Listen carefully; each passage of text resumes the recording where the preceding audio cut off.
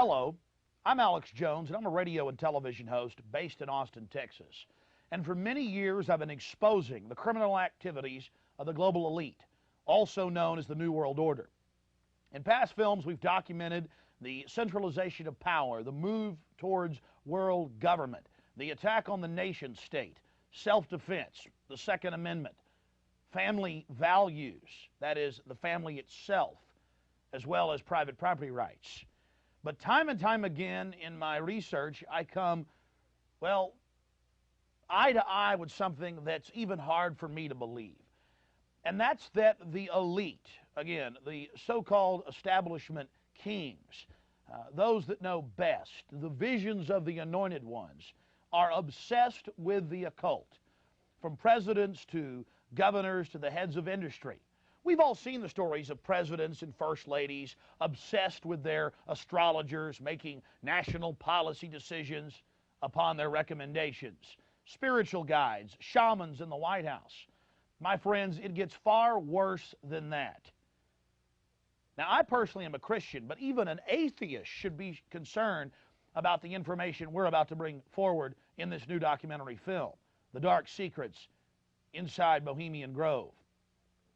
You see, for over 120 plus years in Northern California, in Sonoma County, on a 2,700-acre secluded redwood grove, leaders from around the world, prime ministers, chancellors, presidents, governors, again, the heads of industry, banking, academia, the media, Hollywood, only a select few, a little over 2,000 people, travel there to engage in bizarre, ancient Canaanite, Luciferian, Babylon mystery religion ceremonies. At least that was the rumors. And so I went to the library and got on the internet and saw many of the mainstream news articles admitting that world leaders do indeed go there, and they fly into San Francisco and other surrounding cities and drive out into the rural hills and mountains of Northern California, and that these stories have been coming out that they worship some 45-foot stone owl god. And then I began to read some of the documentation on this Moloch character of the Old Testament, mentioned many times in Leviticus. That's in the Bible. Why are world leaders traveling to the middle of nowhere to worship this thing? Well, I had to check it out for myself. And I'm proud of my team. Mike Hansen, Violet Nichols. They traveled with me there. We talked to some of the locals discreetly. We successfully infiltrated, with the help of some of the locals and Channel 4, World of Wonder, British television that teamed up with us. And I successfully infiltrated through the Secret Service, through the guards, through the Sonoma County Sheriff's Department. We were inside 4 hours. That's only one day out of the 2 weeks that they meet there for the admitted Summer Fire Festival of the Bohemian Club. Well, basically, that's enough for me. It's hard to even describe it with words, and I hope that our hidden cameras can give you at least a small piece of what I witnessed. To have world leaders engaging in this type of sickening behavior, oh yes, there's much more to come. Mock human sacrifices, they claim, just shocks the very foundations of what Americans believe their leaders to be. And then to have it intimately connected with world government. It doesn't make a lot of sense until you research history. All throughout history, spanning back into the midst of the beginnings of civilization, we see world leaders from the empires of old, from the Aztec kings and priests to Babylonian leaders, to ancient Rome, engaging in twisted behavior. Could it be that when you have all the power and all the women and all the money and all the lands and all the art, you have to do something new? You have to go against the basic grain of humanity. You have to get off in a sick way. That's what we witnessed in Northern California, July 15th, 2000. Get ready to go inside the Bohemian Grove.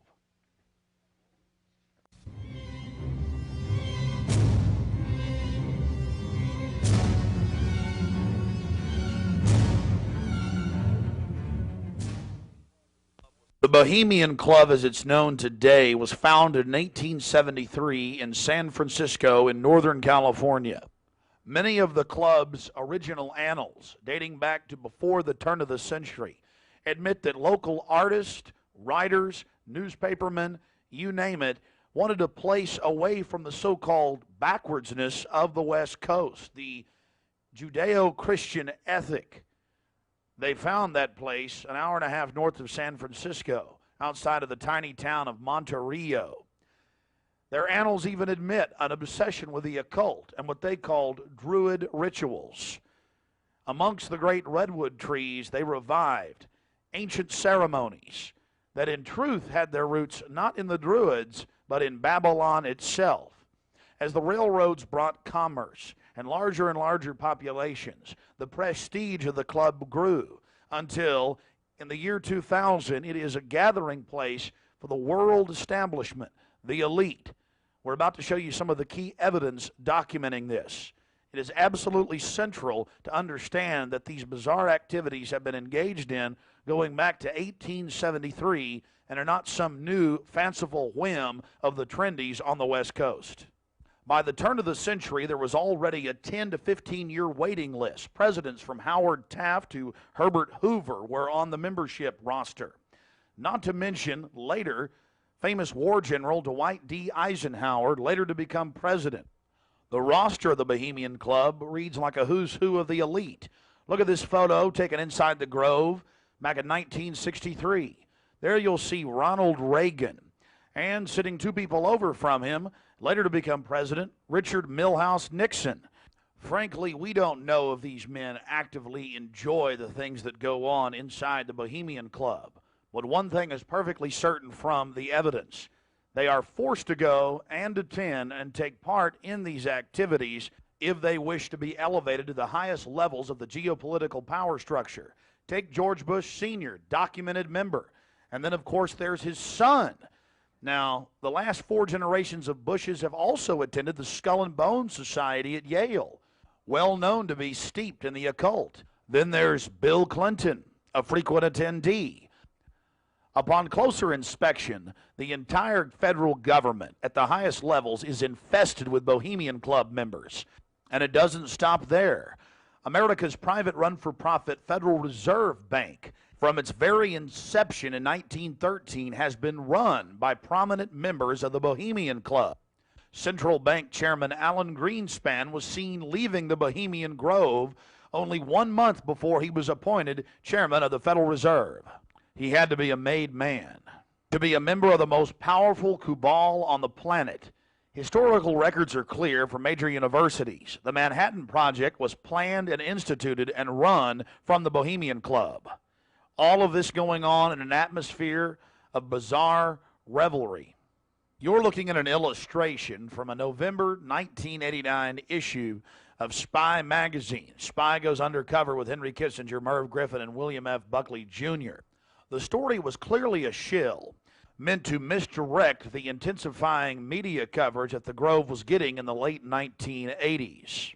The writer's spin is obvious. They're just masters of the universe, big frat boys blowing off steam. We'll get back to this article later. Because you can clearly see that the mantra in the spin story has been picked up as a front by all the local media. Sure, they're elitist. Sure, they have some bizarre rituals. But what's the big deal? They're just having fun. If that was the case, why would David Gergen, presidential advisor to President Clinton, resign from the Bohemian Club and 17 other organizations when it was revealed in 1993? Organizations like the Trilateral Commission, the Council on Foreign Relations, the Bilderberg Group. But it's not just the Washington Times and the Sacramento Bee. You're looking at an illustration from the pages of Parade magazine, February 22nd, 1981. This story was the most accurate and revealing, detailing the so-called mock human sacrifice. Former German Chancellor Helmut Schmidt wrote extensively in his memoirs, Men and Powers, a Political Retrospective, goes into great detail about the secret establishment running the world. The Trilateral Commission, the CFR, the Bilderberg Group, and of course, ladies and gentlemen, the Bohemian Grove, a place that he often talked about being a wonderful hideaway, a place to spend time with Nelson and David Rockefeller and to talk about world government and steering societies. On page 225 of Men in Powers, he talks about it being one of the most astounding places he had ever visited in the United States, and how that feeling intensified over the years with subsequent visits. The book goes on for page after page discussing the corporate, private, governmental infrastructure of world government. Going back to the Spy magazine spin piece, they have lots of rosy illustrations of drunken establishment types dancing around having fun with the rituals going on in the background. They even admit that they wear bizarre Ku Klux Klan style robes. And there's even a photo released by the Grove of the ritual being engaged in. They talk about the incredible security surrounding the Grove. And they even admit that a corpse, a sacrifice, is born across the lake. But it's all in good fun.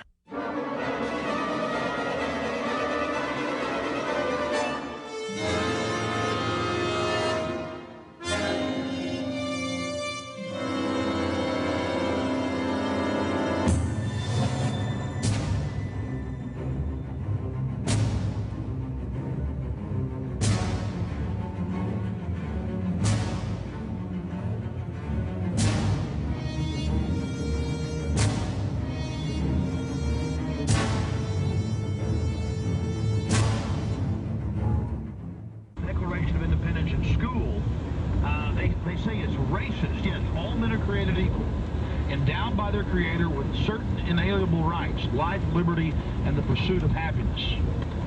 When in the course of human events, I mean, come on, people, all men are created equal? How is that racist? Well, that's what the Black Caucus says in Pennsylvania. And the media goes, yes, racist, don't be racist. And of course the Black Caucus is being manipulated by their globalist banker masters. It's not even a black-white thing. It's just anything that's good for the country is racist, is backwards, is stupid. Remember the story I read last week? Then we're going to go to your calls. The review of The Patriot out of MSNBC. It's actually a review of the reviews. War of Words over The Patriot, Hollywood's horror over conservative family values is the headline. It says, The Patriot is right-wing hogwash bathed in an old, timely golden glow, writes Aaron Berger of the Washington City paper. Now the disgruntled homeschooling SUV buying. How you doing? Alex Jones.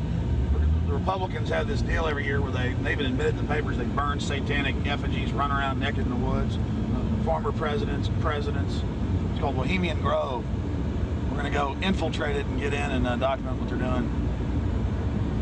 Where's this at? It's north of San Francisco, on 2,000-some acres. Been doing it for 100-some years. It's even in the Sacramento Bee and papers. This is how arrogant they are. I mean, they don't admit the naked part, but they burn this thing called the cremation of care, and it's actually Moloch worship, which goes back to Babylon, where they'd have the great owl and they heat it up inside the Bible. They throw the baby in. They even admit it. I mean, but they don't throw a baby in. They just burn the stuff inside. And stand around in like red robes, red Ku Klux Klan robes. Needless to say, we're a little bit jittery. At least I am. Well, these two know what they're getting into. But we're meeting the British media, Channel 4, national media there. There he was.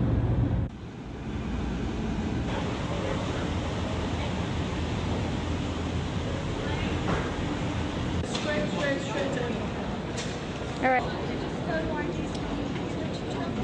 Do you have your photo ID, Mike? International ID card, Hanson. Chuck, good to meet you. I almost crushed my hand. Yeah, I saw you on the program the other day, and everything sure was good. And so forth, and I think more of them started getting involved. Well, folks are starting to wake up. That's what it's all about. I hear you talking. Yeah. I remember you saying the other day you were going to San Francisco. We're going to have your program live this next week. Yeah. Good tag for you here, Mom. We'll have it the following week.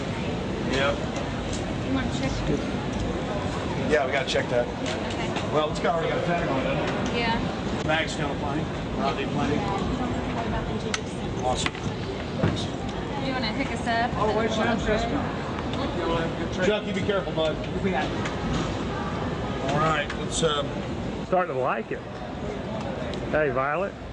I'm starting to like it. you like that little camera? Yes. I know, but it's about you and your mission, so fork it over. Okay, let's go. It's me.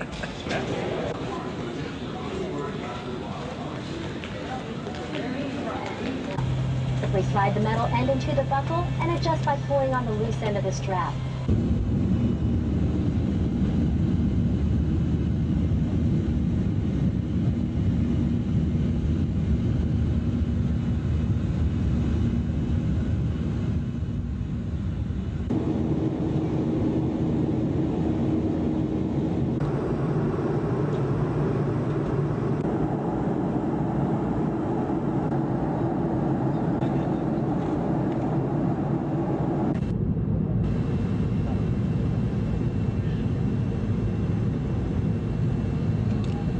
The Golden Gate too, honey.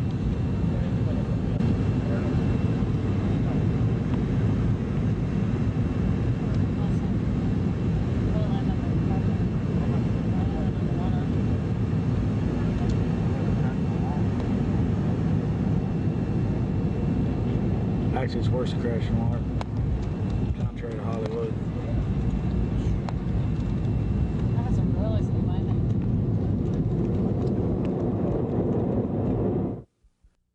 After landing in San Francisco at the International Airport, we traveled through the city, across the Golden Gate Bridge, into deeper Northern California.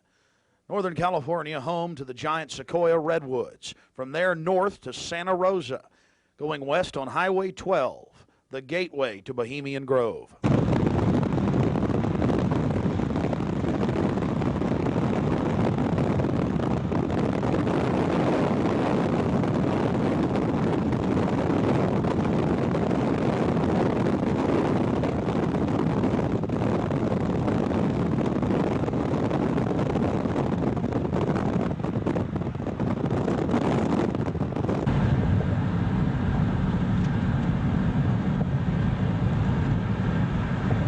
We spent the first night in Santa Rosa before getting up early in the morning and traveling into the town of Occidental, where we were going to meet the British media and start our investigation.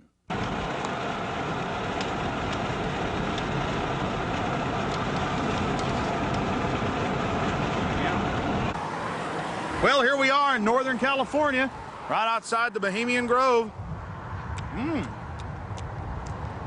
The fruits of nature. But I'll tell you this, I don't worship it and sacrifice things to it. Let's go find out what's going on. Yeah. All right. Well, here we are, folks. Turning on to the Bohemian Highway and Bohemian Grove. We're going to find out what in the New World Order is going on here.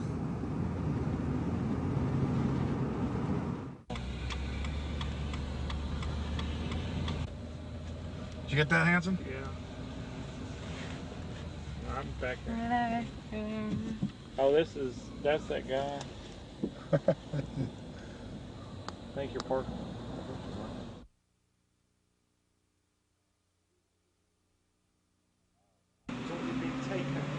No, I tell you, it's beautiful out here during the day, but it is spooky at night. I don't know if you guys got some footage of it, and all the fog and the rest of it.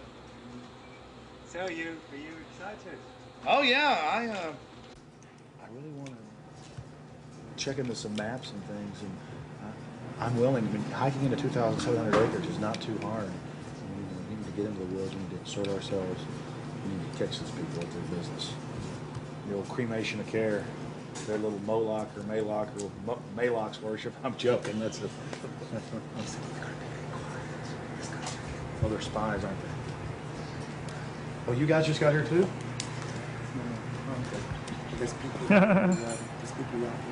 Camera wars. Stereo. I'm gonna hang out in the woods till it gets dark. I've got a map. You guys want to look at this? My question is, the history. What do they do if they catch you in there? They have us killed. I doubt that. Skin alive. I don't know. And they I throw don't. darts at your skin and body. Hanging upside down from a redwood tree. I doubt that. No, we'll see. No, I think they'll just check us out. Check it out. What about me? Because I'm a woman, I can't really sneak in, can I? I mean, You can't I go can. in. You've got to stay. I've got to stay. Yeah. I've got to stay behind in the spooky Occidental Lodge. My only question is there a fence all the way around the property? No, just trees. Okay, here's the big question. What farmers or ranchers live in here who are going to blow my ass off if they see me sneaking across? Because I have no problem. If there's a road, if I can be shown a way to insert myself into this with Hanson. But then I need to know where the cremation of care, what day they're supposed to do it, where this pond is. Tomorrow night at dusk. Okay, that would mean that from the area, and this will actually take some real planning because I didn't have these maps like you guys do. I'm going to need to know where I'm supposed to get in here at. Where there's a road, where... Well, this guy tonight will give you a really good briefing. Yeah, Okay, this guy that's good. tonight knows everything. And you think you can trust him? Mm-hmm. Well, yeah. We'll be the judge of that. I'm not going to end up tied down on a pentagram with Henry Kissinger's fat belly hanging over while he's naked with a big dagger, am I? I just want to make sure. That's a joke. Just the thought is very... Like Governor Bush running around in a pink tutu, foaming at the mouth with a purple wig on, am I? No. Supposedly I hear that's what they do, so... I don't know. I think they do these things, but the question is why? And these power brokers, which bomb innocent countries and slaughter people and, you know, pump the food chain full of garbage and just everything else they do, it's probably something fun for them. They really get off on being bad little boys. And rule the world. I mean, this is for some people. This is the secret room. Well, I mean, certainly in the whole class system, it's the pleasures of class. And now what class is, the power that you have is something different. And to me, I mean, from my research of Bohemian Grove, and you guys have obviously done more, I've read a lot of mainstream articles, alternative, talked to people, talked to some guests. It's really where people go in there to do whatever they want to do. So there's probably people sitting around fishing and probably people sitting around doing something completely different. Yeah, that looks like it could be a fun. Yeah. Okay, there's the stage. Right, that's where the talks happen.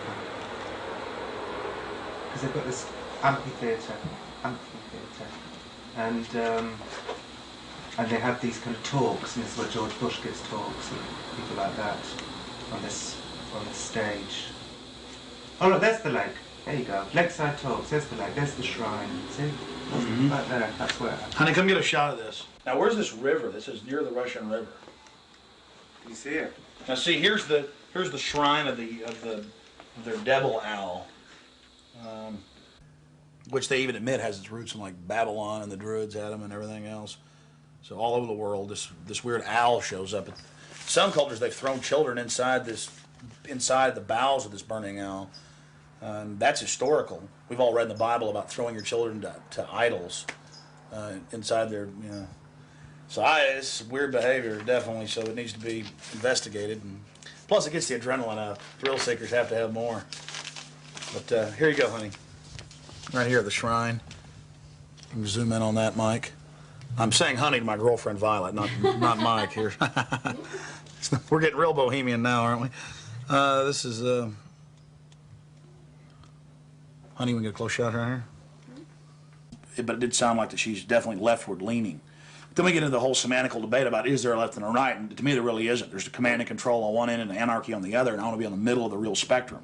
Certainly got to have some control in a complex society and civilization, but all the developments I see are pretty bad towards dehumanization. And now you got the UN demanding everybody sign on to this International Criminal Court.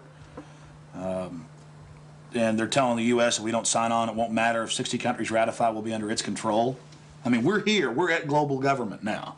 When they're saying they're going to have some world court in the Netherlands that they'll take anybody they want to. In fact, I was reading some of the talks that they've given and they've released that the Bohemian Grove has discussed, and it's all population control, world courts. You're talking 20 years ago. So definitely some stuff's going on here that's pretty important. But is it the ultimate elitist retreat? I would imagine those we don't even know the names of. This is probably just one more steering committee where they bring in a lot of underlings and high-level corporate chieftains that really aren't the upper top echelon, make them feel important, and then implement some type of strategy. From the stories I've read and things that happen, I mean, it is pretty well documented that people run around naked. They have orgies. They go into town and have orgies, and these are world leaders. I got a serious problem with that. Just by the very nature of how this, to me, Bohemian Grove is probably a way to compromise people. You want to be in the New World Order Club. It's like a big kid fraternity. And just like in fraternities, you have to do weird things. Here, you probably do weird things. But I got a problem with governors and presidents and prime ministers and corporate chieftains running around and doing this when they have so much power over what happens in the public domain. They have a responsibility to disclose what they're doing. So I think it is important, like you were saying, to somehow try to maintain some security and not be way out in the open because they'll call in a bunch of security. And the Bush might be here this year. The Bushies, George W. I hear, like he often is. I hear he really enjoys himself here. I think Henry Kissinger will be here. Yeah. Well, if I got a stink detector, we'll be able to find out where he's at. I was like, everything evil you can imagine, Kissinger's always involved in it. Isn't he a Republican, though? I'm not a Republican. That's the point I keep making. This whole Democrat-Republican deal is a complete... People always go back to that, though. Probably like in your country, you've got Labor and you've got the Tories over there, and it's all the same people behind closed doors. It's just a big joke. And your leadership, our leadership, it's all the same people. I mean, you do see a fight going on, but it's two different management teams of the same system, you know, bidding for control. What I call them the CEO jobs of Slavery Incorporated.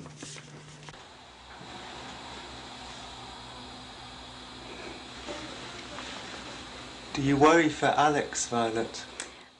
I do. I just, because Alex gets so impassioned by what he's doing that sometimes I'm afraid that he might be a little bit, you know, reckless or maybe a little bit too fearless. I worry about Alex when he drives down the street to come home. You know, especially I used to worry about him when he had you come home every night from the same, you know, radio studio at the same time in the same car.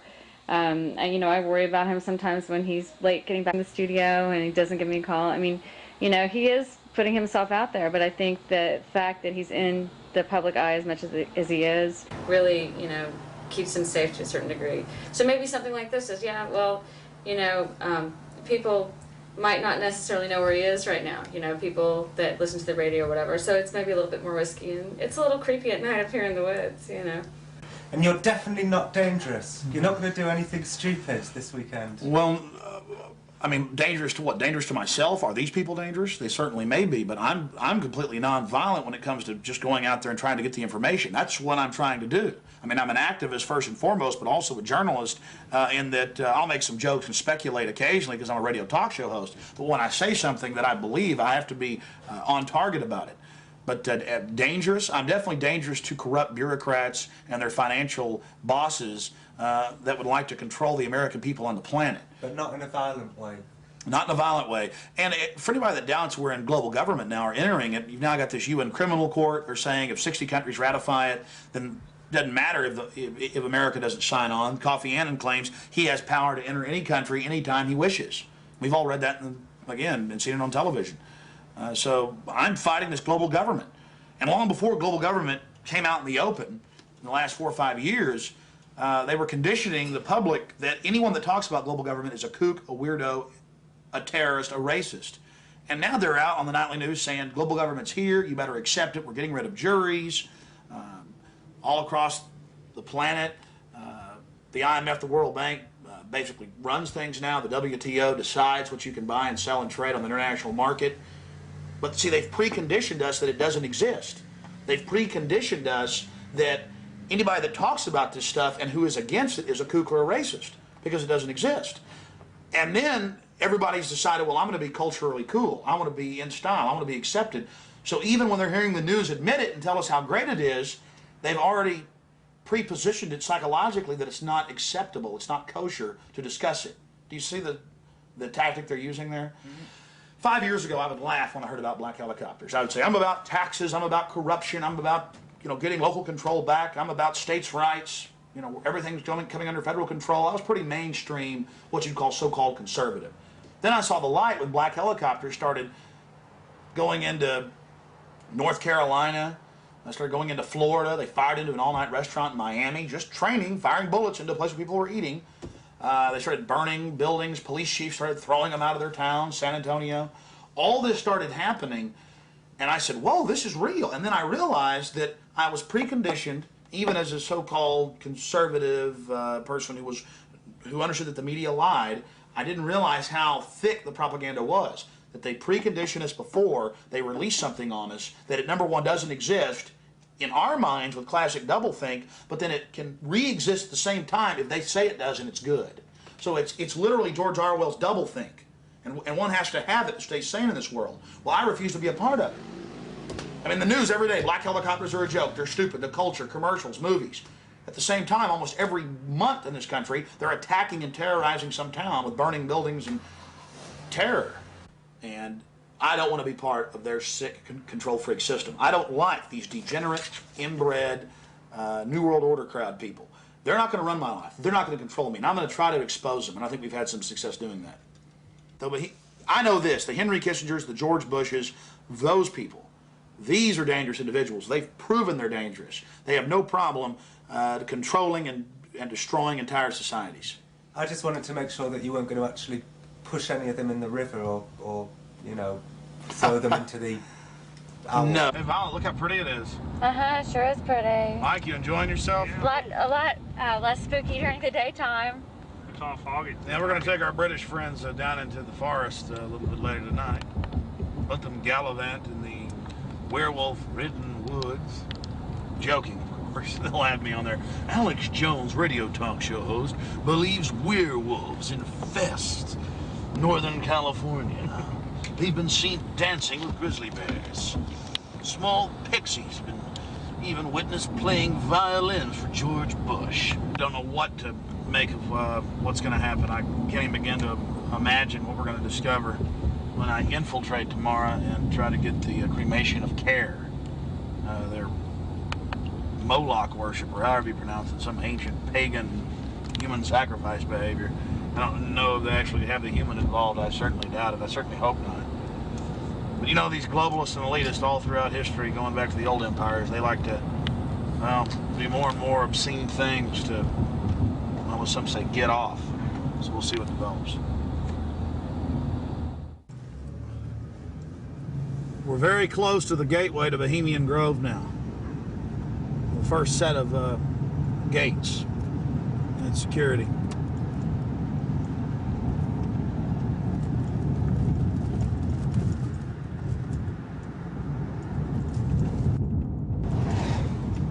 They have a small guard check at the front, and then they have a larger second one. Not a through road. Get a shot of that.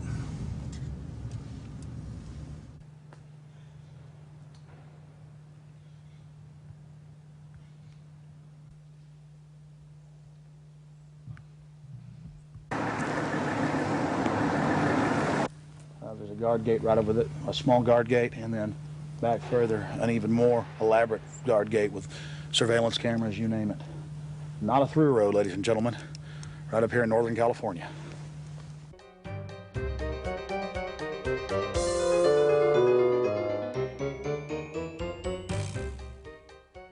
How you doing, sir? Okay. Camp Meeker? Yeah. Oh, I'm Alex Jones. I make documentaries. I'm just curious, what do you think about Bohemian Grove? I used to work there. You used to work there? Yeah. And now you work at Camp Meeker? No, I don't work. Yeah, I live in Camp Meeker. Oh, you live there? Yeah. Well, that's great. Did you ever watch the cremation of Care? No. No. What'd you do at the... I just worked there. But, I mean, yeah. you never saw him march around in the red robes? And no, no. Oh, really? That doesn't go on? But yeah, I get it. Okay.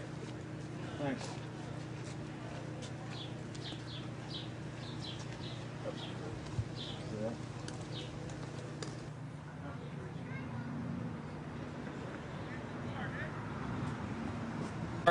What have you guys heard about Bohemian Grove? Oh, I don't know. A bunch of rich people, right? Have you ever heard about the 40-foot stone owl and the mock human sacrifice? I heard about it a little bit, yeah. Roll that window down. We want to talk to you. Hold on. We'll go around here. I don't know. Oh, yeah? So what have you heard about the... Oh, I just read stuff about it in the paper. I don't know. Some people don't like it. They protested or something weird. But what about the 40-foot stone owl and the mock human sacrifice? You say you heard something about that? Well, just what I read about in the paper. Oh, the paper admitted that? Well, no, I don't know if they admitted it. They just said people go protest it. It supposedly happens. Sounds kind of weird. Does sound weird to me. Yeah. Why you guys? What are you guys doing? This TV show or something? We're just having fun. Oh yeah. This town isn't like Children of the Corn or anything, is it? Oh no, nothing like that. I'm sure. I don't know though. Supposedly lots of people go there. Some kind of weird event. I don't know. You guys know anything about it? You don't know. What would you say if we told you that they sacrifice a human in effigy and mock to a 40-foot stone owl in black and red and silver cloaks? Sounds kind of different. Do you think it's good to have... Bull talks down. Do you think it's good to have so-called world leaders secretly engaging in pagan activities? I can't say it's that great, no. Why would you have a problem with that? Well, I don't know. It could be all right. Depends how you look at it. Kind of relativist worldview, huh? Yeah. Got to sacrifice care to the winds, huh? I don't know. Could just be for fun, or they could really be weird. They run around naked. Run around naked and freak out. There you go. Have you heard that? Yeah, absolutely. Actually, to tell you the truth, here's a funny story. What have you heard? Okay, go ahead. No, this is the truth. A couple years ago, I was down the road, just down Yar, past Camp Meeker, and I was stopped with a friend of mine. Now, Camp Meeker's right outside Bohemian Grove.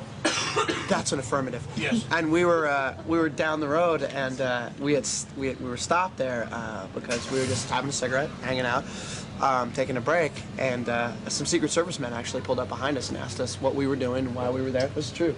They were like, "What are you guys doing? Where are you at? Why are you parked here? What's going on?"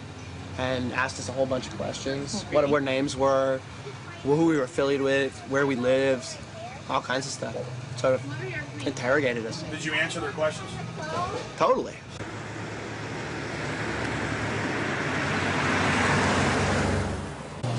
I don't know. We always hear there's like big, fat, rich guys with prostitutes there.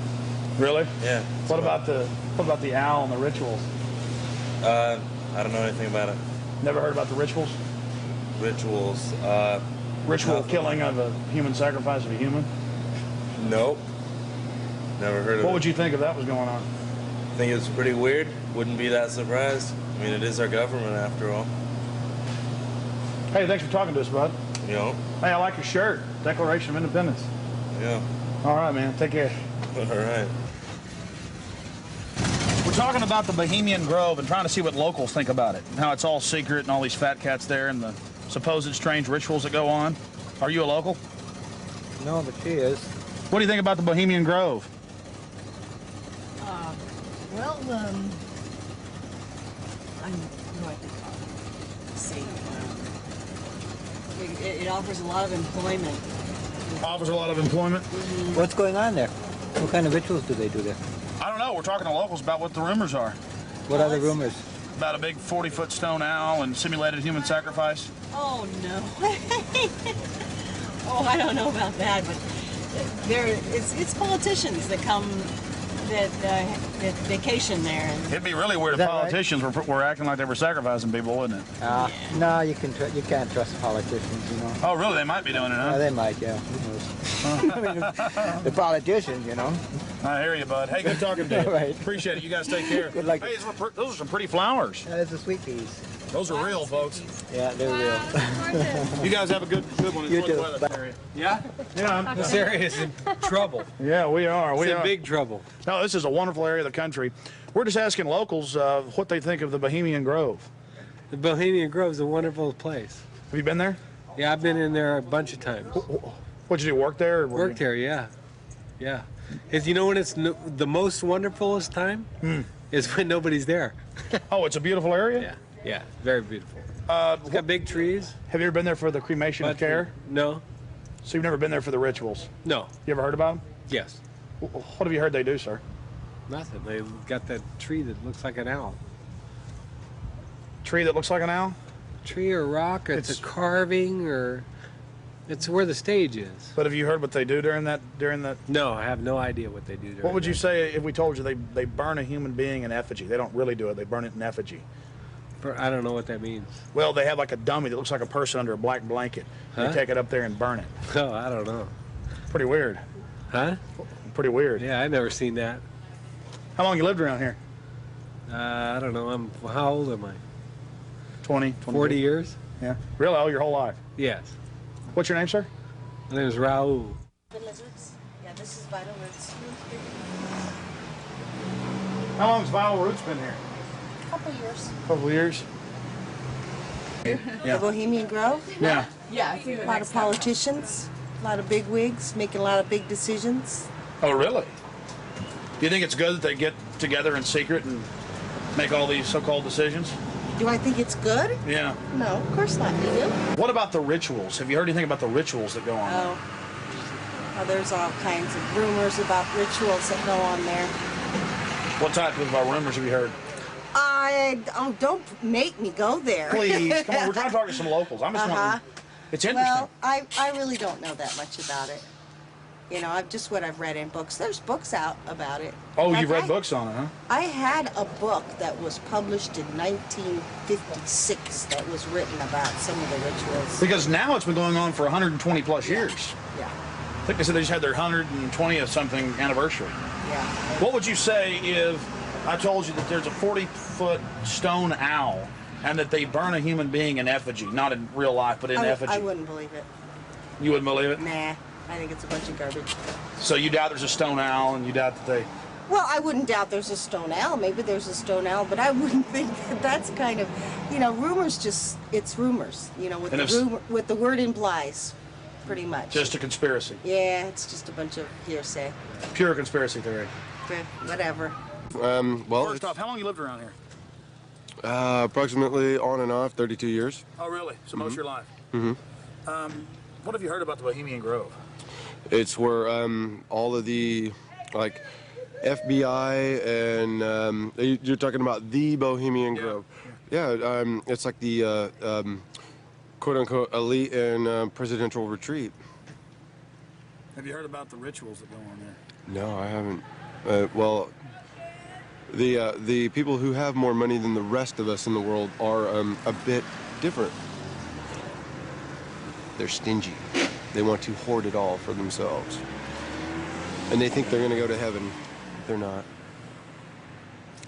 Because they don't know how to provide or do as Jesus told them to. What would you say if I told you that they sacrifice a human in effigy before a giant 45 to 50-foot stone owl? I would say that's probably why they're going to hell.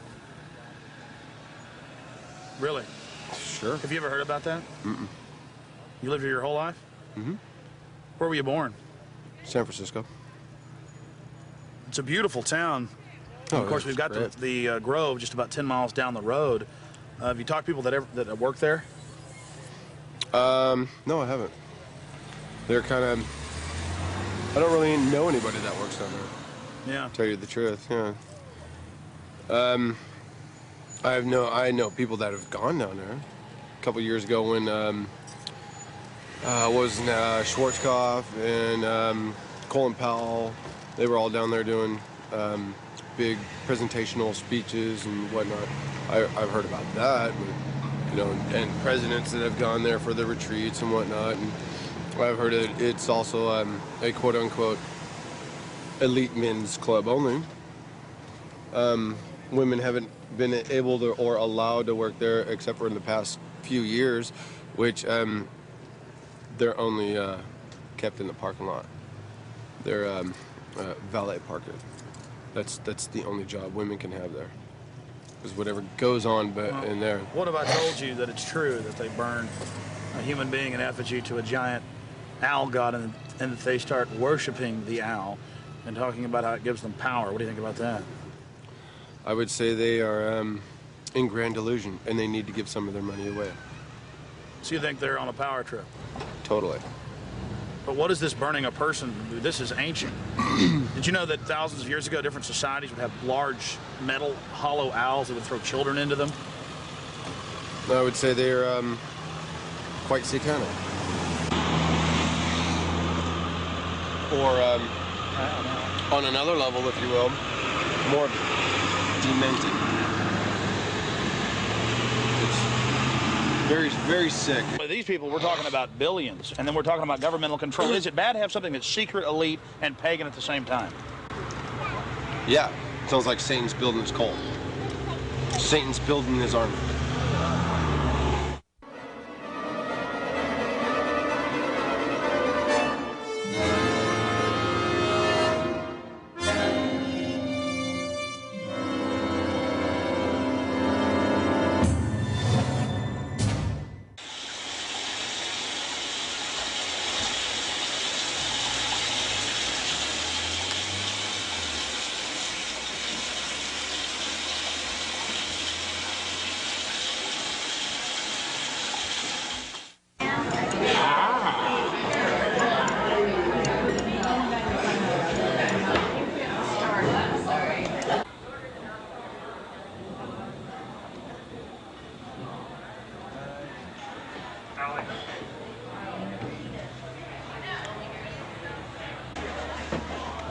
Do you want to meet our pet snail here, Alex?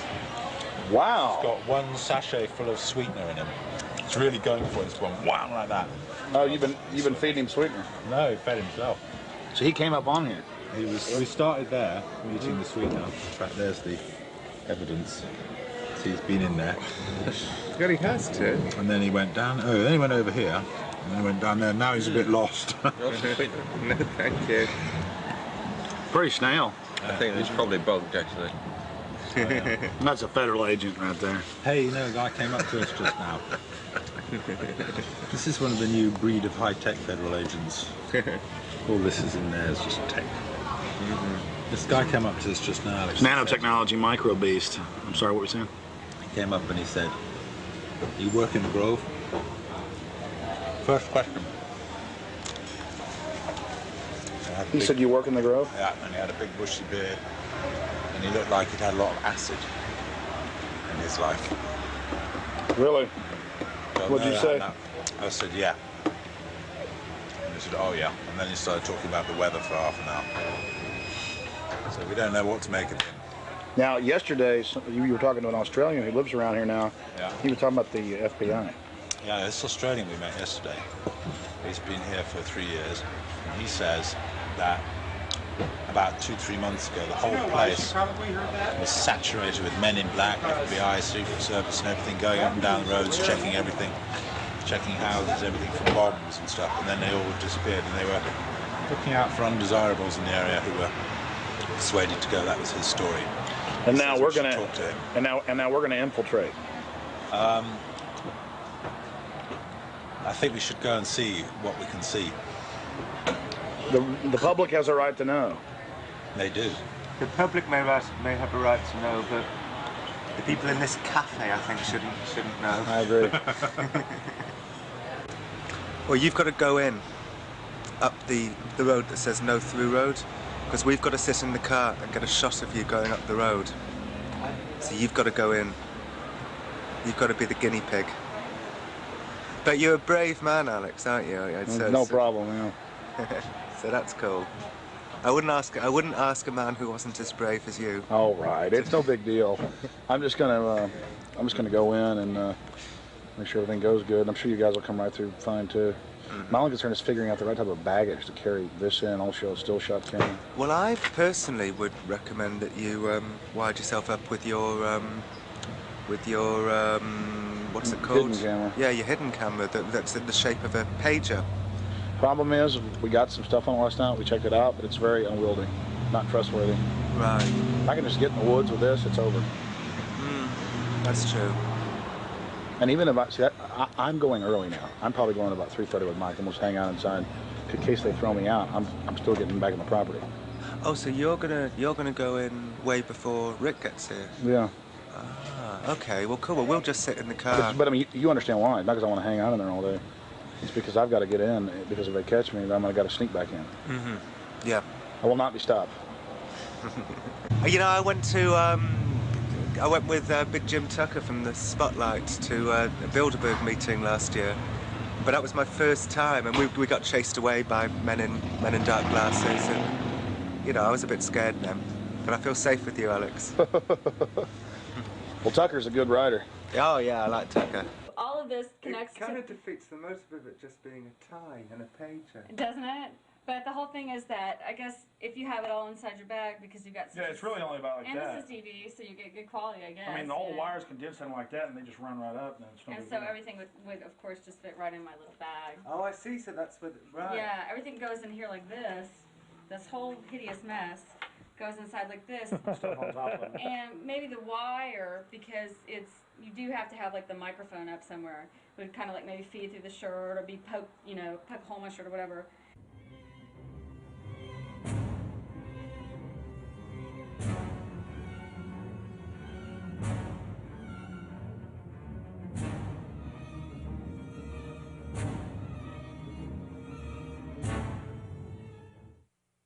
It was the night of July 15th, 2000. Mike Hansen and I were about to attempt the first ever successful infiltration of the Bohemian Grove. Others have tried and failed. No one has ever actually made it in and out with video evidence. After careful planning, we decided the best tactic would be to insert ourselves in the main entrance into the heavily wooded area, entering the gorge by stealth and getting into the main parking area. From there, we posed as Bohemian Club members, thus entering the inner sanctums of the New World Order. That's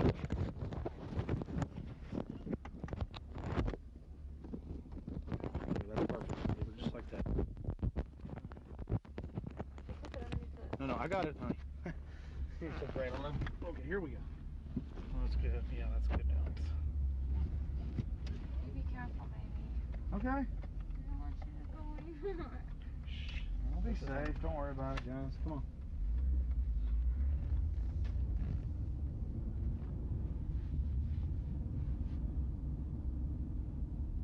O'clock, 11:30, 12. Yep. And then 6. Should I wear my sunglasses? Whatever you want. Go lose It's not that bright. And we go left.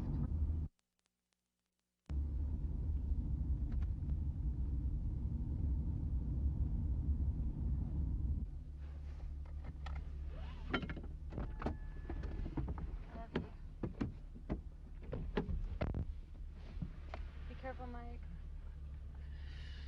God bless. Yeah, pray for us. Keep the evil off of us. Be careful.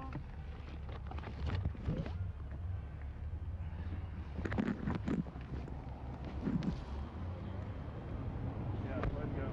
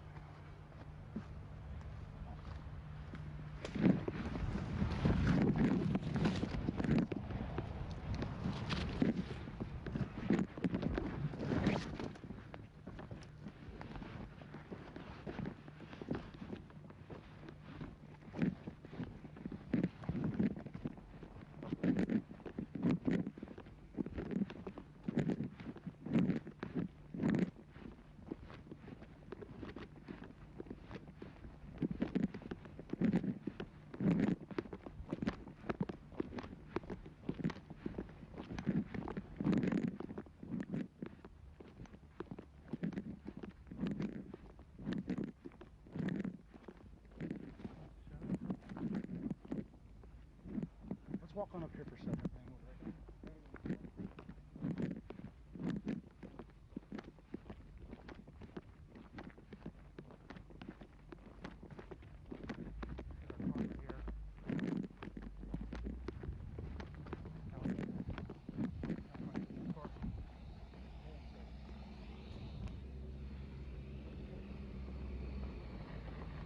When's the next shovel coming?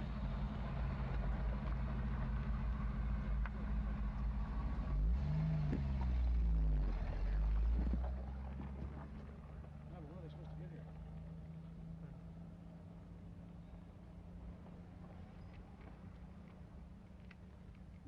I don't know.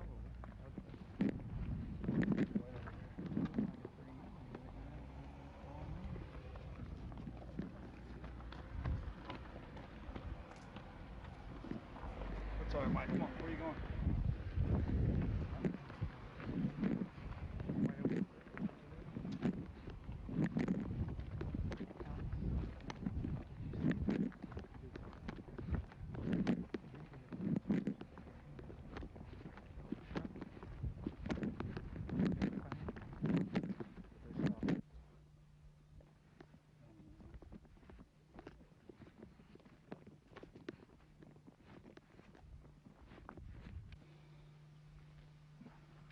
We're in.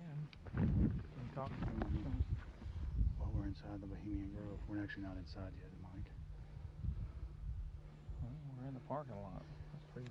Yeah.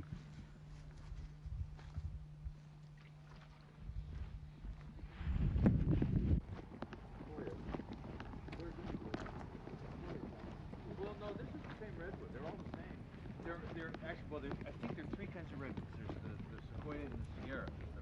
Here comes the thing, Mike. And there's the coast redwood. Yeah. And then there's a Chinese redwood, and there's one or two of the Chinese redwoods somewhere in the grove. I remember when I drove from Tulare and went up to Sequoia National Park, all they had up there was the sequoias. Yeah. Aren't they the biggest? Oh, they are. They're the biggest, like, living thing, I think, aren't they? Oh yeah, they're incredibly large. There's one up there that you can drive a car on top of one, you know. On top of it, yeah. lying down? Yeah. That you can actually... well, they used to have the one you could drive through. That's also there. That's up there.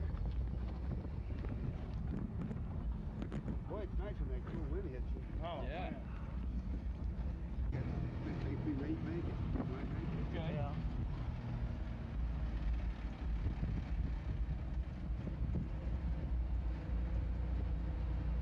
How much did the road cost? This thing? No, the rope. The rope?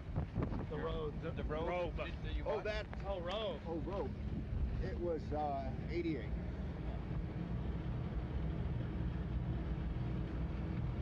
Yeah, I thought you said rope. Yeah, that's what I thought. I thought rope and rope. Right. Can't hear anything with this wind. And look at this thing's seen some years. Pretty nice, actually. Yeah. This is the oldest one, isn't it? Yeah. Other than maybe that little red one. Yeah. Bye-bye. I think when you go to heaven, they have buses like this there. Thank you. Thank you. Go ahead. Oh, no, go ahead. Let's see if we got one out here. Yeah, is there another one coming? No punch block.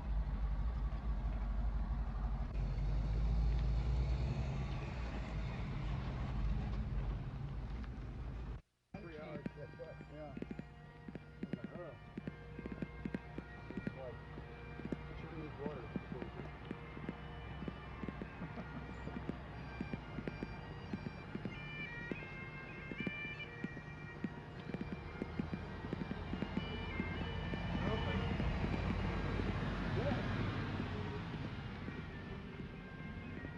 Oh, good.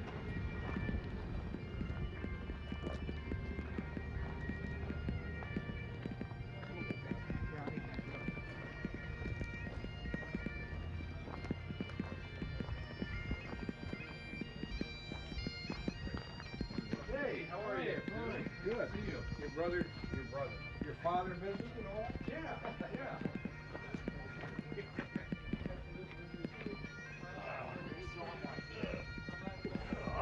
So that Marty thing was like.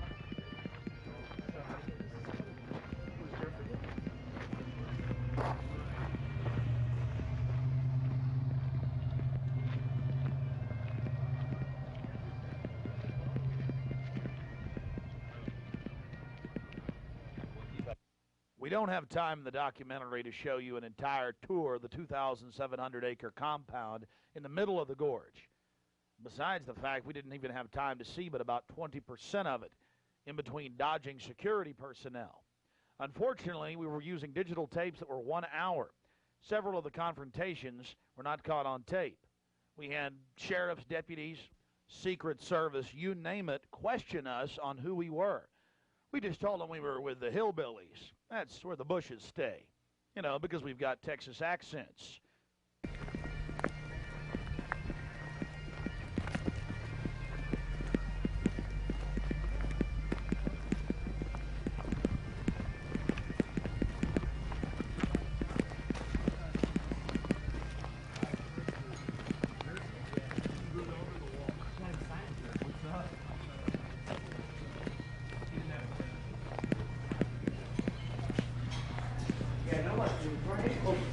Close back in the corner right over there.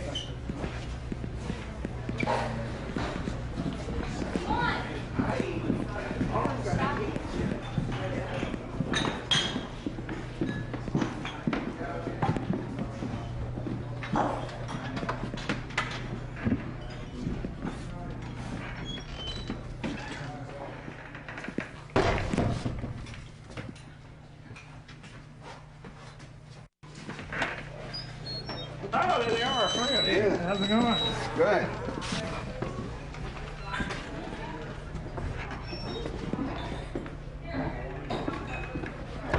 Oh, this feels good. Oh.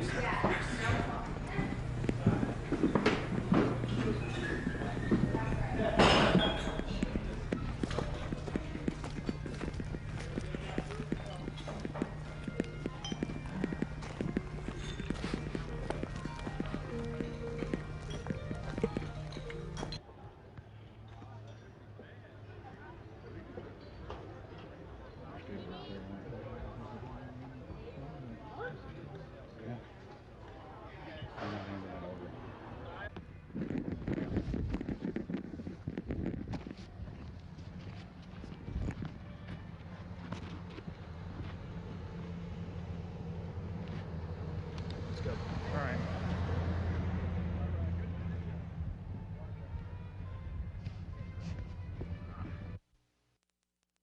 Just one of many signs sporting French with skulls adorned with other trappings of death. We also saw signage with Latin and other ancient languages. Now we're about to let you see a little bit of what's going on with the great owl.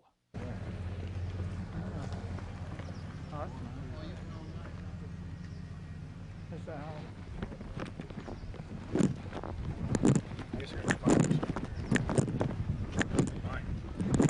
I'm getting this. I'm getting bold. This is the owl. I'm getting this, Allie. Let's get out of here.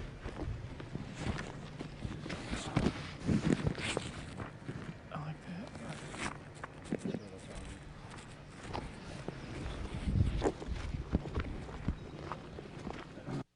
Here you can see the bottom of the stone owl with the altar and the eternal flame, a Aladdin lamp-style urn that continually burns year-round, we're told.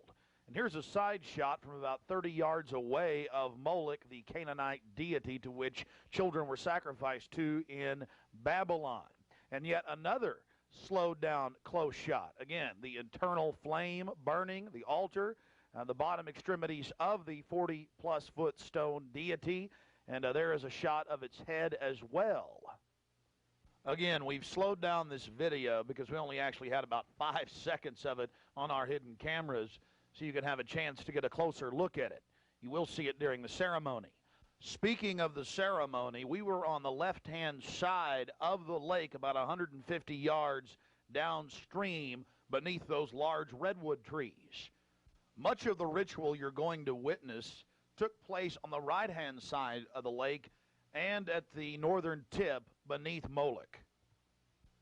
Keep in mind the scale of the idol compared to those giant redwood trees. It's at least 45 feet tall. Now, the daytime vantage you're witnessing is basically the vantage that we shot the ceremony from at night. This is America, and it's been going on for 120-plus years in Northern California. This is not some new fad. We're talking about something deadly serious with its roots in ancient history.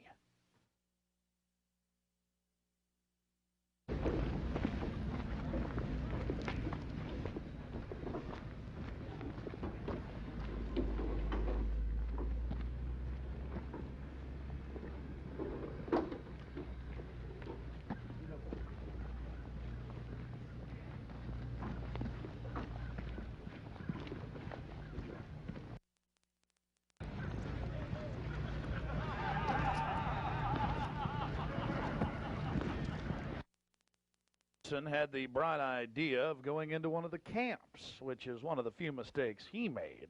Not that we both didn't make a few. Oh, and my mistake? I just forgot my fake name. Y'all recognize it as part of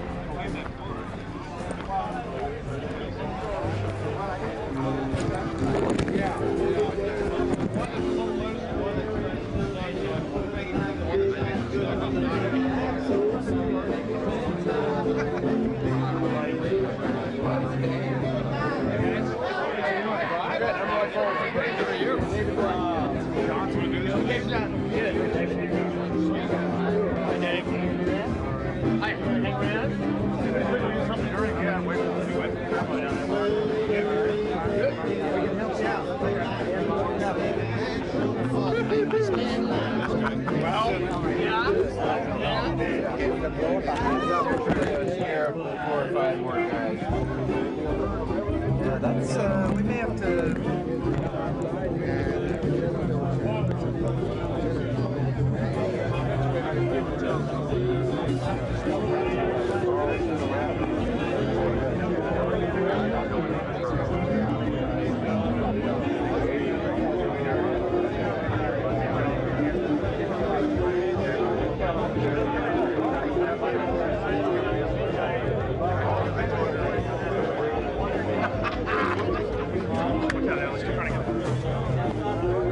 A thirsty man. Look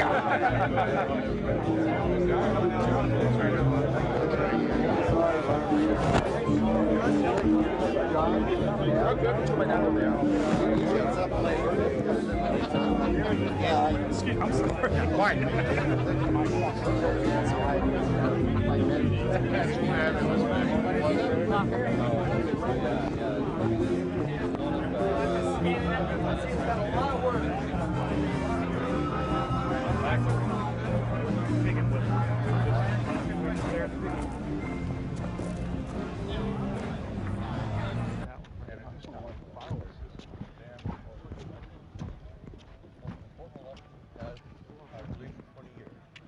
Reagan was a turning point for us. Didn't realize at the time it was. And anytime I shoot. Turning point for us. Oh, really? So many liberal Democrats in their time to change things around. It was all live? Oh, is that right? No, it's probably as accurate as we know. Yeah.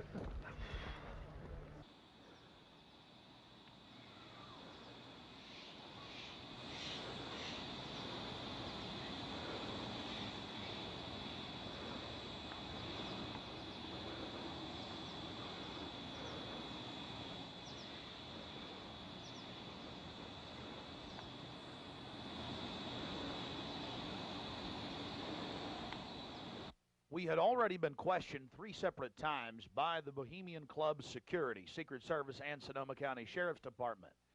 To evade discovery, we decided to try for one of the more remote areas of the camp, according to our map, the most southerly side.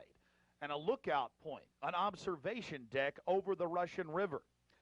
While Mike Hansen was watching for the sheriff's deputies that were down the path and over the bridge in a guard shack, I began to shoot the video you just witnessed. After we turned the camera off, one of the Sonoma County Sheriff's deputies showed up and began asking us why we were filming. We calmly told him we were just sightseeing as members of the Bohemian Club. The point that has to be made here, though, is they do have hidden cameras, because there's no way that they would have been able to witness us videotaping from where the guard shack was located. And then upon walking back by the guard shack, we actually witnessed banks of television screens and wires leading up into the redwoods and disappearing. Also visible from the observation deck is the famous sunning area for the establishment lackeys and their pomps. Here you can see some of the fine carpeting out on the floaty. The long history of men enjoying themselves has even been written about in the gossip column of the San Francisco Chronicle, writing that a man on his own often gets invited back to the camp by gay bohemians. Even 100-year-old annals have admitted the homosexual activities. After escaping the sheriff's department, Mike and I traveled high into the hills to wait until dark and the beginning of the cremation of care ceremony.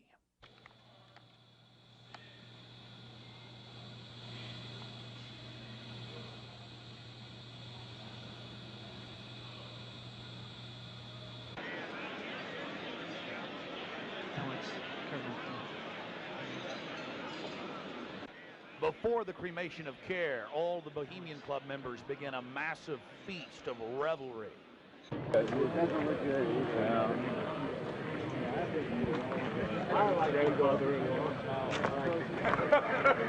so pissed off at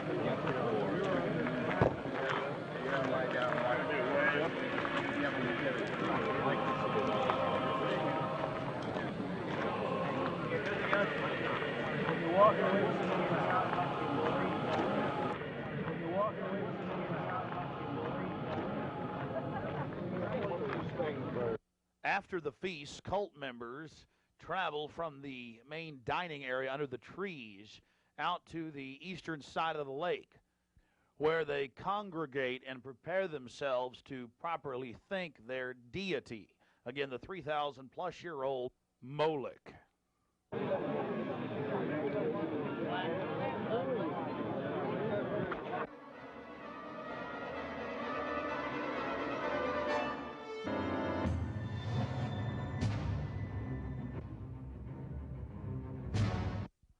The occult activities are coming up. And then after the actual ritual, we're going to give you some more of the history surrounding it. But first off, I wanted to draw your attention to the program that was given out to the spectators or the viewers. I guess an occultist would call them novices, who actually watched as the priest and their supporters engaged in this ancient rite. Now, you're looking at a little demon called PJ that was on the front of the actual program. It's kind of in a Hieronymus Bosch style. He's got a little broom and a dustpan, and he's sweeping something up. Now, even more shocking is the figure of a human body burning in the flames. In fact, I've shown it to people that are experts in anatomy, to actual doctors, and they say that the anatomical size is that of a baby or small child. Notice how large the cranium is in comparison to the torso, that is the ribs. Understand, ladies and gentlemen, this is from the program itself given out to the establishment lackeys witnessing the sinister activities. Remember, in Babylon and Tyre, they would throw their children into fiery pits. Look at the size of the hands compared to the rest of the body. Only children show these anatomical details. Now, of course, it's been airbrushed in, but it shows the psychology of those conducting these criminal activities. Now, this is the only skull we actually caught on tape. We've blown it up for you over one of the major meeting houses. Of course, it's not a real skull. It was extremely oversized up on the signage. The point we're trying to make here is the entire compound was literally infested with symbols of death, skulls, owls, you name it. At long last, here it is, the cremation of care unveiled.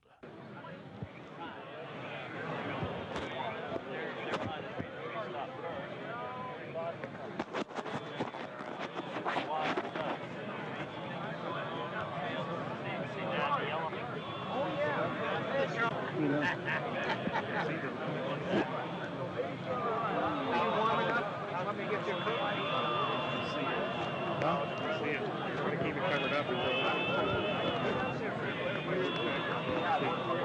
As we sat there in the darkness, not knowing what we were about to see in the gathering crowd, suddenly, across the small lake, we saw a carriage with men in black and brown cloaks, robes, in front and in back, bearing a bound body.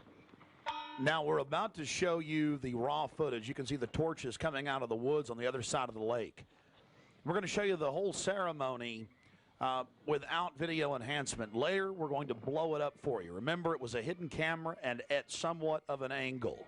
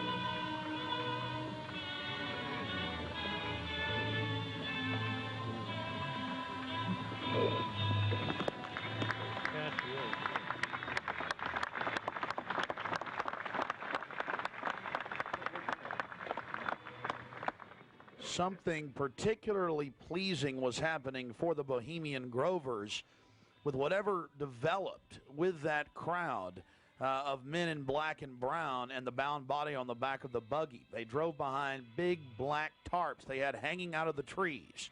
There was lots of smacking on lips of and bizarre enjoyment by the crowd. We still haven't made out exactly what was going on, but that a real sacrifice may have actually been developing according to some occult experts.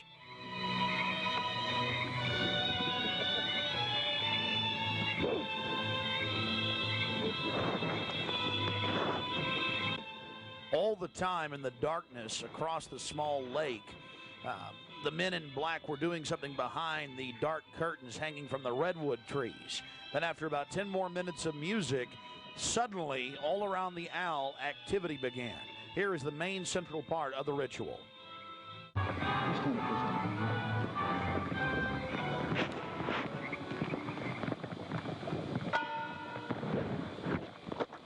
owl is in his leafy temple. Let all within the grove be reverent before him.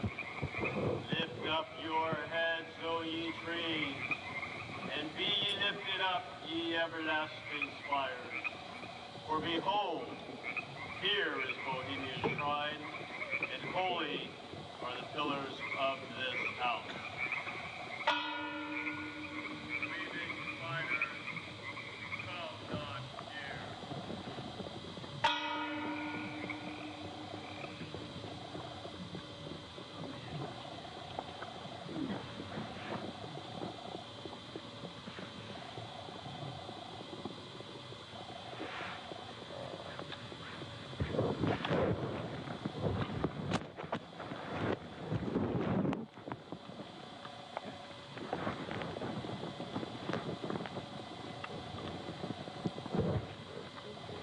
Hail, Bohemians!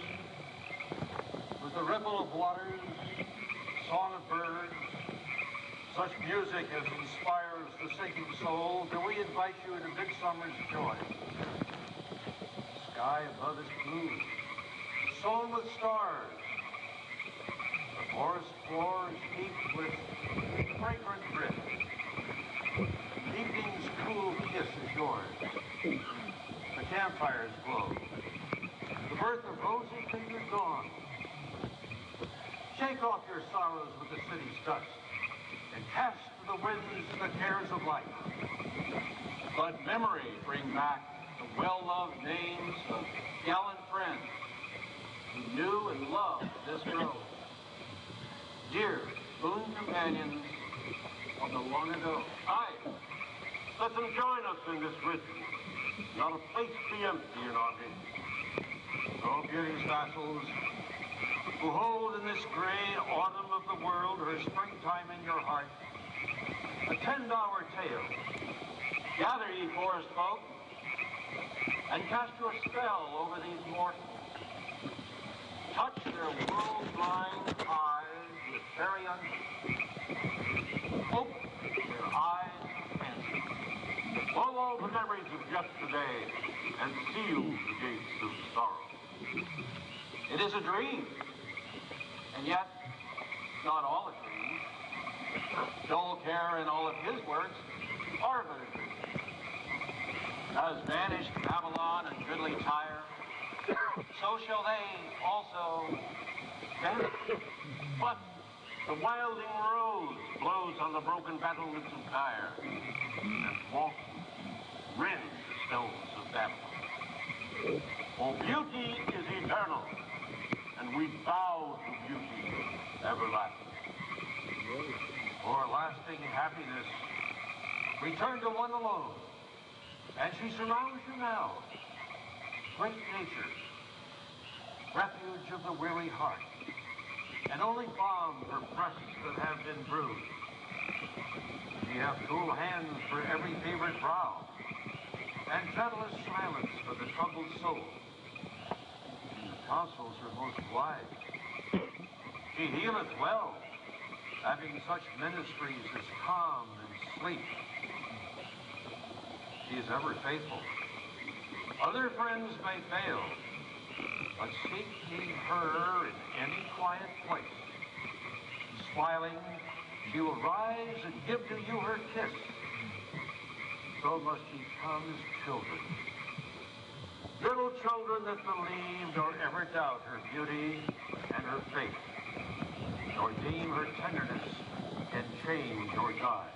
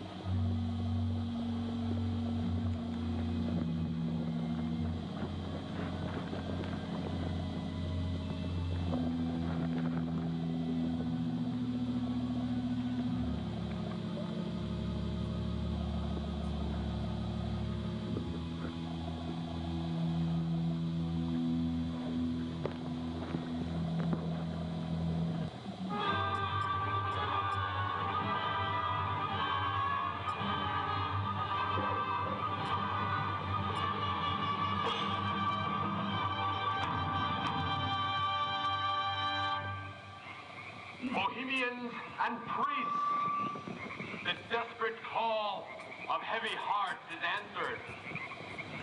By the power of your fellowship, Joel Kerr is slain.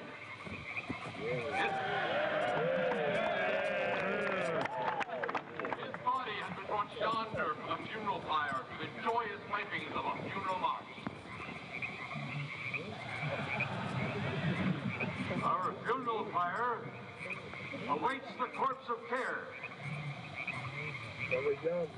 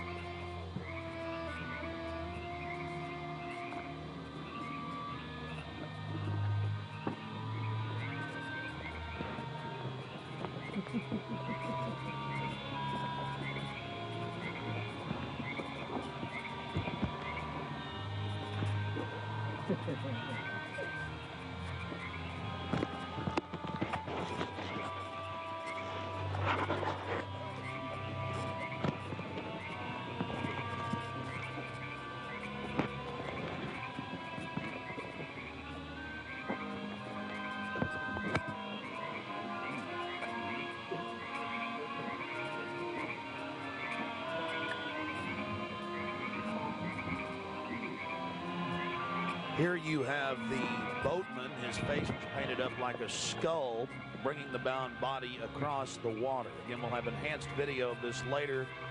And let's see if you can pick up all of the different occultic meanings in the speeches you're about to hear.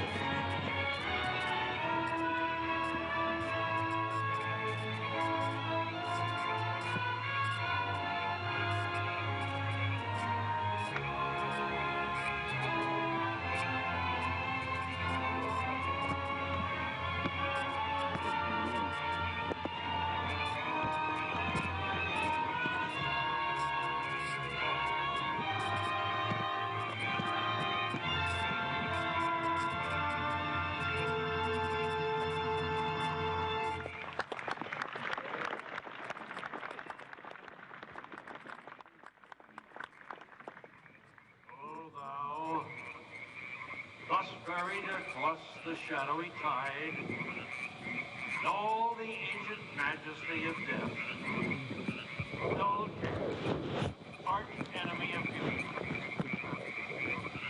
Not for thee the tender tribute or the restful grave. Fire shall have its will of thee, and all the winds make merry with thy dust. Bring fire!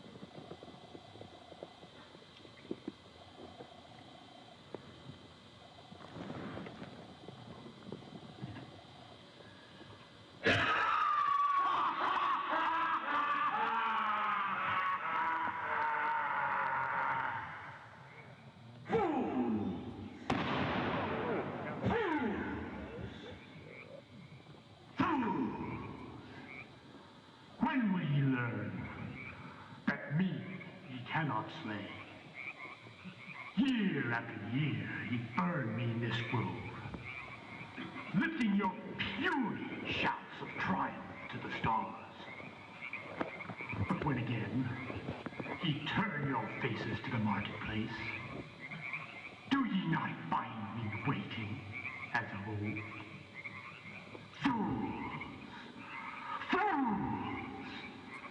Fools to dream ye conquer care. Nay, thou mocking spirit, it is not all a dream.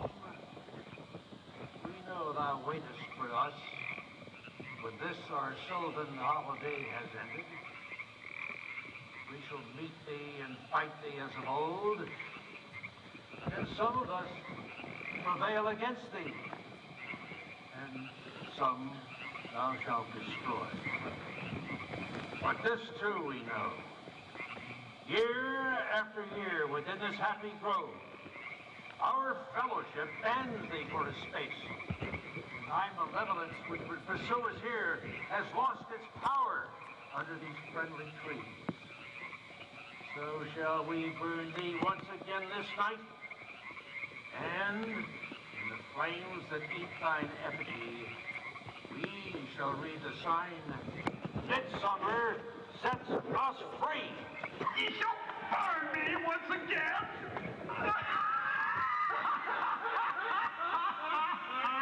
Now but these flames, which hither ye have brought from regions where I reign, ye fools and priests, I spit upon your fire.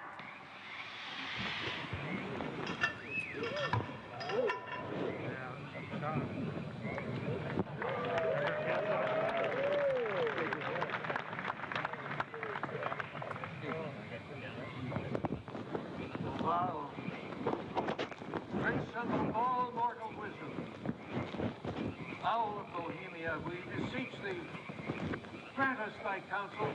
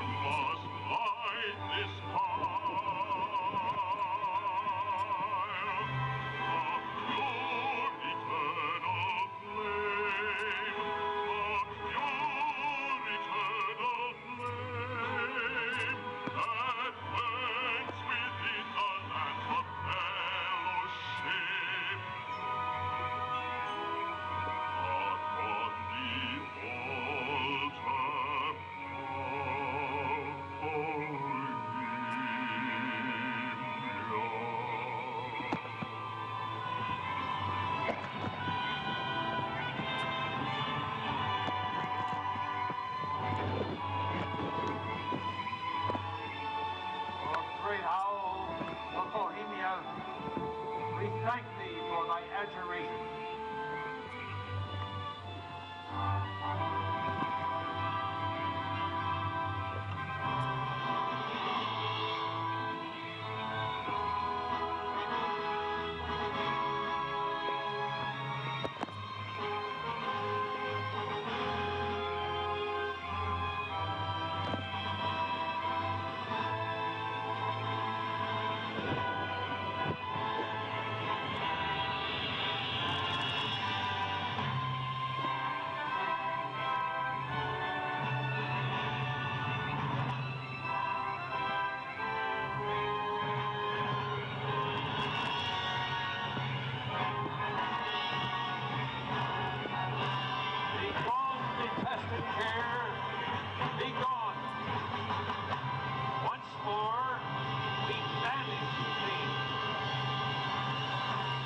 Begone, dull care. Fire shall have its will of thee. Begone, dull care. And all the winds make merry with thy dust. Hail, fellowship's eternal flame. Once again, midsummer sets us free.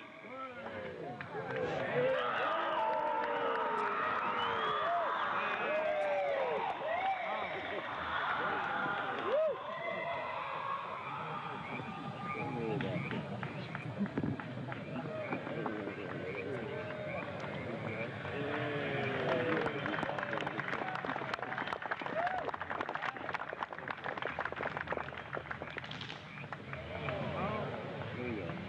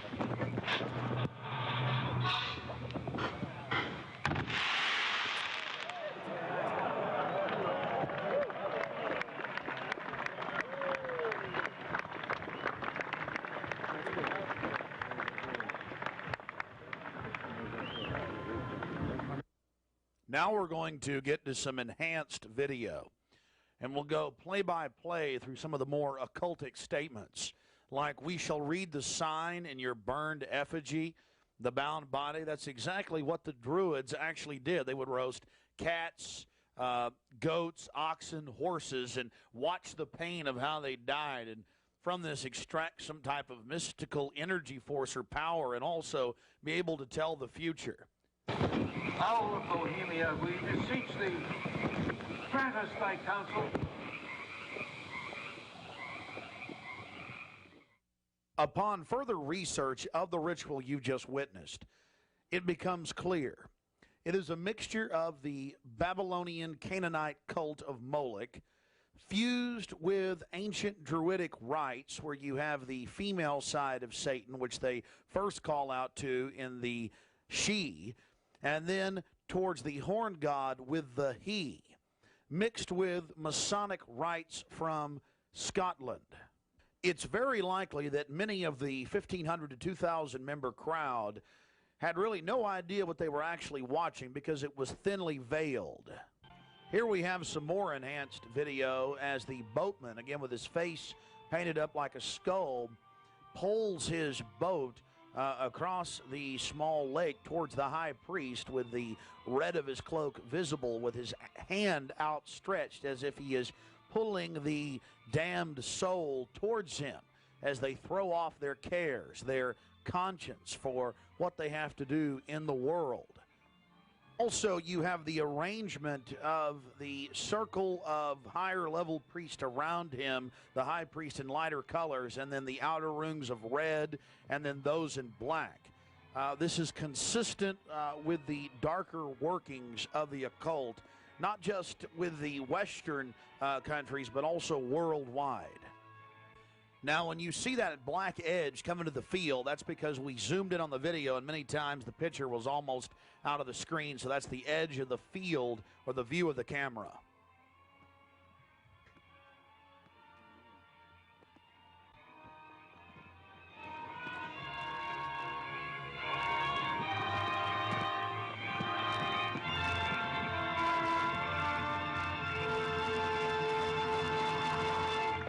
We'll get back to more enhanced video of the ritual here in just a minute. But remember PJ, the little demon down in the corner, the left-hand corner of the program, sweeping up the ashes with little horns? And how can you forget this? The image of a human body burning on the altar. Again, this is what they were handing out to those that were witnessing these macabre activities. But again, from Babylon on into ancient England, the word bone fire, meaning human sacrifices being thrown into fiery pits, turned into today's bond fire. After the sacrifice, members of the cult would sweep up the ashes of the victim and use them in future rituals. One of the things that is extremely obvious by looking at the program handed out to Bohemian Club members is the person creating the program had a deep understanding of the occult. Here again, you have a little demon, PJ.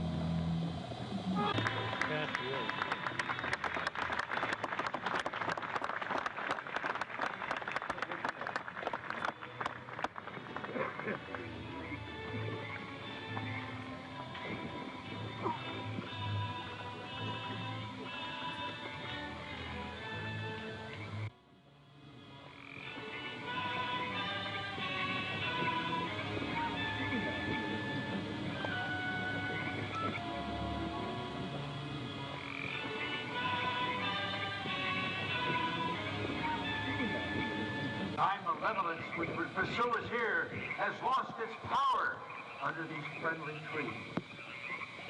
So shall we burn thee once again this night, and in the flames that eat thine effigy, we shall read the sign, Midsummer sets us free. You shall burn me once again!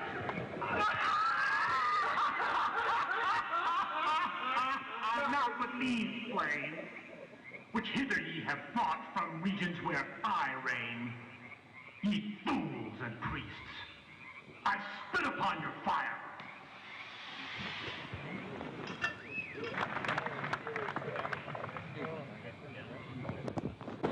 Thou, Prince of all mortal wisdom, thou of Bohemia, we beseech thee, grant us thy counsel.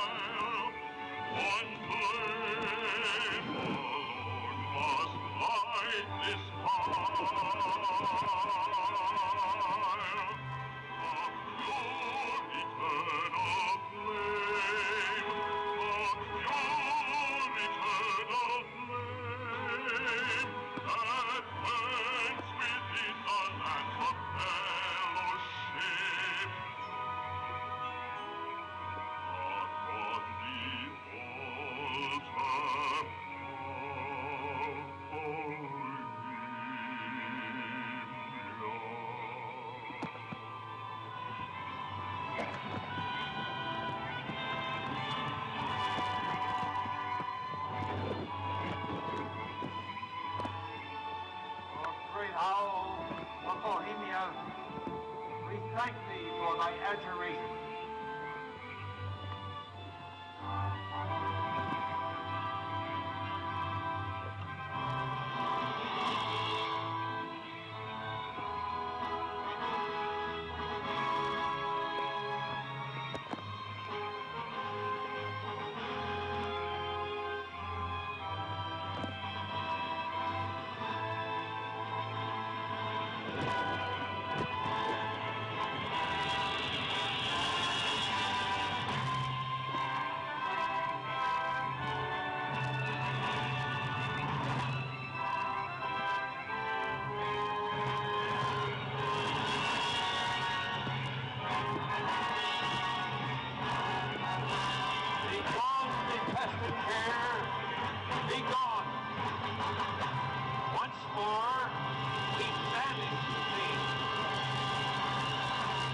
Begone, dull care.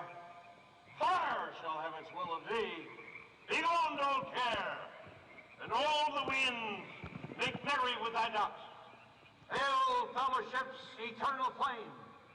Once again, midsummer sets us free.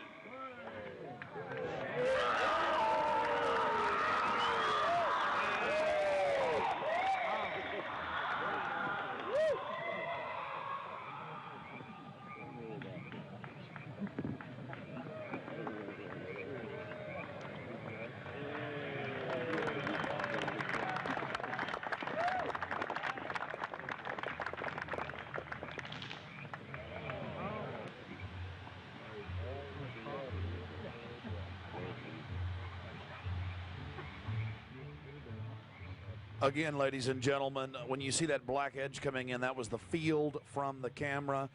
There you see the funeral pyre burning with the effigy of a human, or it could be real, ladies and gentlemen. There's been a lot of strange going-ons in that area of Northern California, but this is what the establishment is into. right here in America. The cremation of care. And this was July 15th, 2000.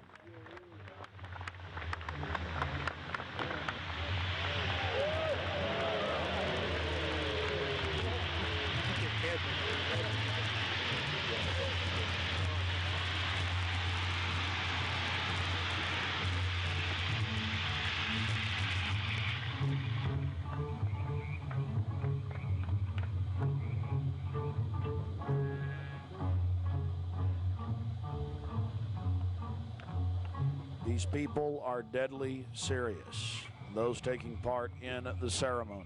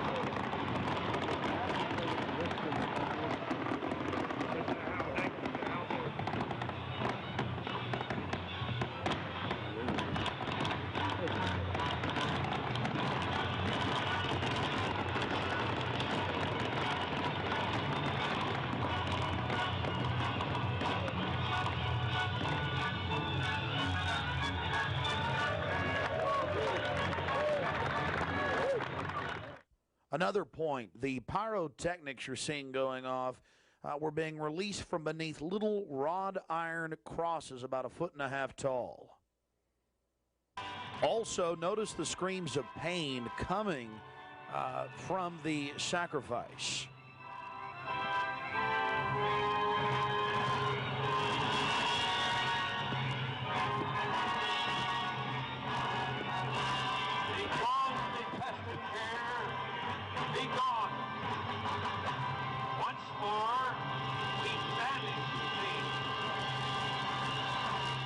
Begone, dull care. Fire shall have its will of thee. Begone, dull care. And all the winds make merry with thy dust. Hail, fellowship's eternal flame. Once again, midsummer sets us free.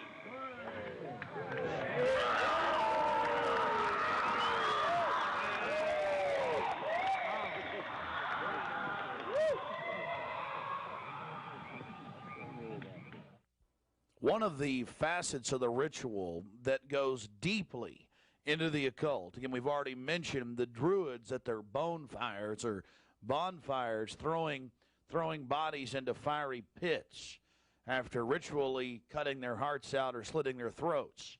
They talk about reading the sign in the burning effigy, reading the sign. Again, research your history books on the occult, even the Encyclopedia Britannica on what the Druids would engage in. This is just unbelievably macabre and evil.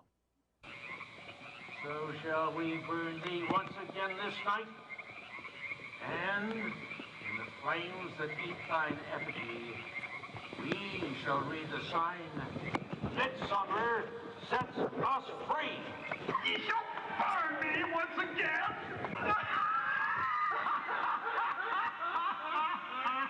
Now with these flames. Well, we're going to confront George Bush on Bohemian Grove. George Bush Jr. They've been announcing on CNN, MSNBC, on television last night and today. For the first time in history, they're admitting it, why the vice presidential decision was made at Bohemian Grove. George Bush Sr., the former president, and Colin Powell and others. So now they're just throwing it in everybody's face. We've broken the story over a week ago. July 15th, we were in Northern California. They're trying to ignore it. George Bush is down here at the governor's mansion across the street from the Capitol, about to announce Dick Cheney as his vice presidential running mate. We're going to go blow the party for him and get the information out to people. We're not going to stop. We're getting in their face.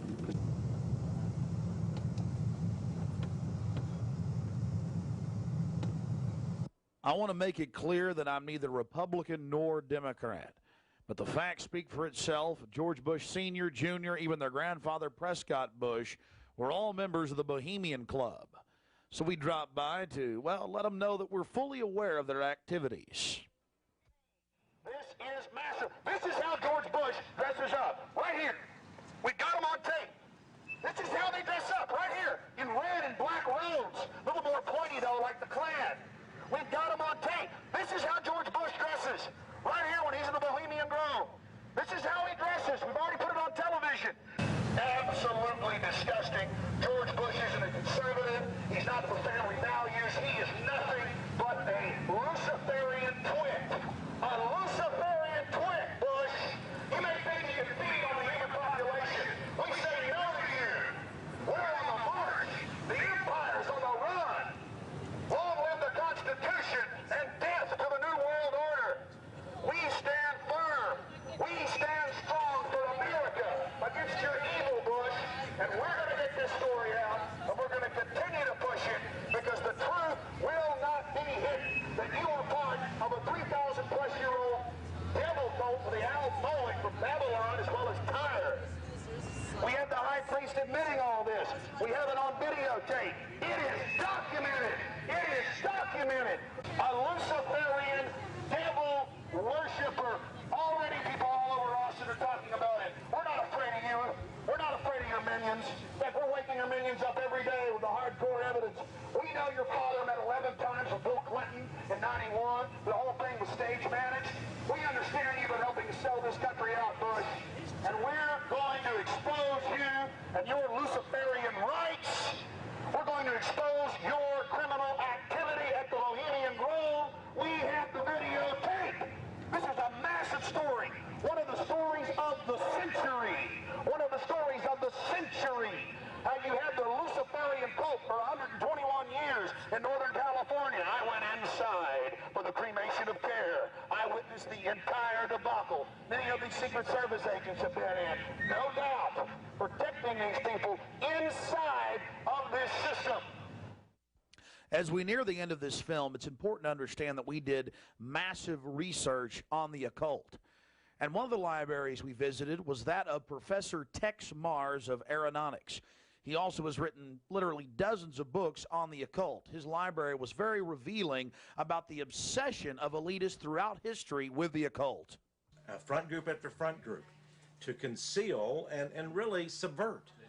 But behind all of these groups, there is a small cadre or elite, a core. And what you have done, I think, with the Bohemian Grove is you have exposed one of the premier organizations of the whole New World Order arrangement, you might say. Of course, we can go back in history, all the way back to ancient Egypt, Babylon, or Greece, Rome. And I think you're going to see sort of the roots of the Bohemian Grove, but particularly in the Illuminati era, originating during the French Revolutionary days.